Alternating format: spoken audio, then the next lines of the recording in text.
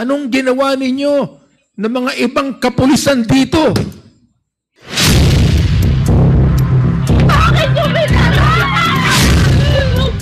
Kawawa naman to. Yes, Congressman Abante. Perhaps we can more focus on the resource persons that we have tonight, because that affidavit does not concern the victims that we are talking about now.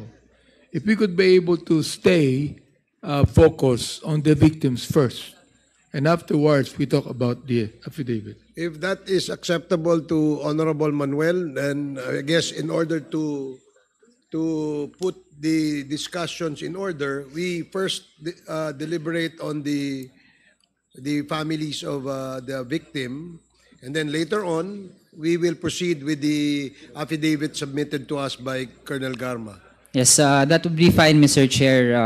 So I would now wrap up with my interpellation, and so far based dun sa mga narinig natin at actually sa maraming oportunidad na nabigay natin kay Colonel Garma, pinapakita talaga nito na meron siyang papel, hindi siya isang small fish dito sa peke at madugong war on drugs. Isa talaga siya sa mga nagpatupad nito, kaya dapat lamang na meron ding kaukulang pananagutan sa kanya, at paano din natin lalong titiyak yung mga mekanismo para sa hustisya talaga dun sa mga biktima through our current mechanisms, at paano pa yan maayos sa pamamagitan ng pagpapatupad ng mga mas matitibay at may pangil na mga batas. So, masin muna, Mr. Chair. Maraming salamat. Okay, thank Mr. you, Chair. Congressman Manuel. Yes, Congressman Abante. Yes, kanina po sa testimony ni Raquel Lopez, sa sinabi niya na nagpunta sa kanila si Colonel Garma, at ang katwiran po ni Colonel Garma, siya po ay nag-rekurida paggabi, ano po, at sinabi niya na sumigaw si Colonel Garma. Pakiulit nga po, Miss Lopez, ang ginawa ni Colonel Garma doon sa inyong bahay, noong lamay. Ana siya nga, pag-agi niya sa buang nga, nganong gibilaran maninin niyo? Mo to nga, wa di ko kailangan mga tao. Ni ana dayon, ni ana siya nga, bakit isa lang patay dito? Marami ni sila. Mora to, Your Honor. Okay. Naintindihan ko naman, no, ang iba, ang Tagalog, no. So, Colonel Garma, iyo bang tinatanggap yung sabi ni Raquel Lopez tungkol sa insidenteng yan? O hindi mo maalala? Mr. Chair, hindi ko talaga style magsabi ng ganun. Kaya it's not part of my vocabulary, kaya wala akong maalalang may sinabi po ako. Definitely. Kasi pag ganyan mga nakaburol, I am more focused sa sugal. At nagsinasabi ko, ipagdasal ang namatay. Pero yung sinasabi po niya, wala akong maalala because it's not my style when I go around at may patay po. Colonel Garma, palagi mo nababanggit yung imbis na magsugal kayo, magdasal. Opo, Mr. Chair. Relihiyosong tao ka pala. I pray, Mr. Chair, yes. I'm not saying that you're not praying. Sinasabi mo na, the thing is, dito naman sa ating, sa Pilipinas, halos lahat ng namamatayan may sugal eh. Alam niyo kung ba't may sugal? Alam niyo kung ba't may sugal? Alam niyo ba kung bakit may sugal pag namamatayan? Alam niyo ba kung bakit?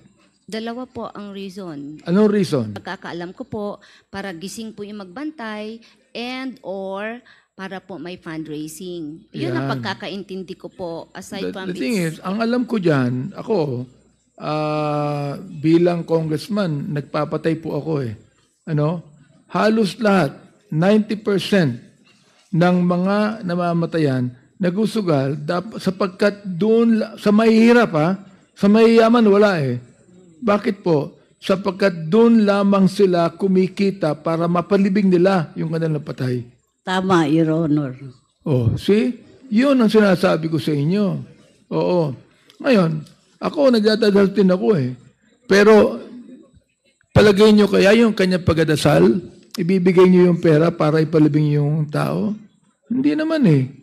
Ibig sabihin yan, sinasabi nyo, huwag kayong magsugal, nagsasalita na kayo doon.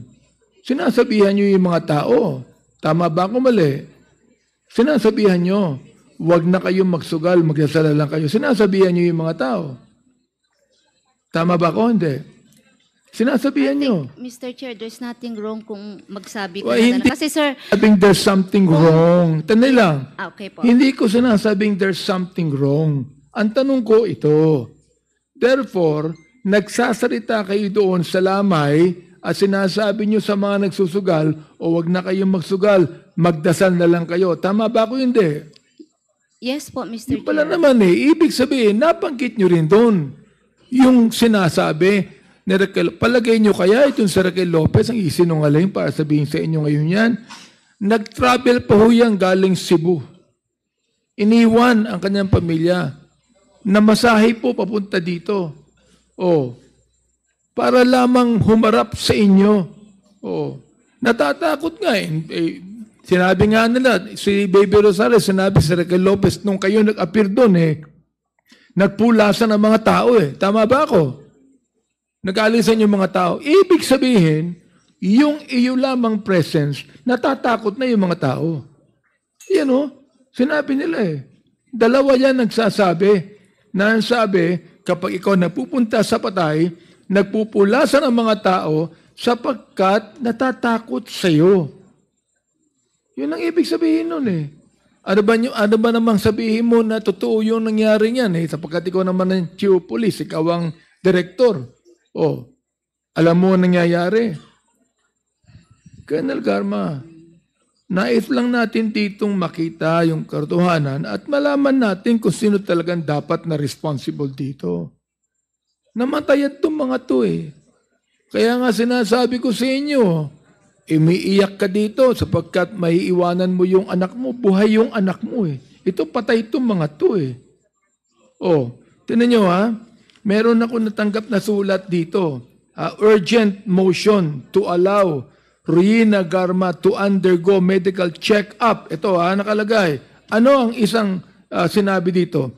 Movement's request is premised on her basic human right to health and her constitutional right to life. Naniniwala ba kayo na meron din silang constitutional right to life? Miss Colonel Garma, naniniwala ba kayo ron? Yes, Mr. Chair. Napatay yung kanilang kamag-anak eh. Napatay yung kanilang kamag-anak, na-violate ang kanilang constitutional right. Tama o ba mali?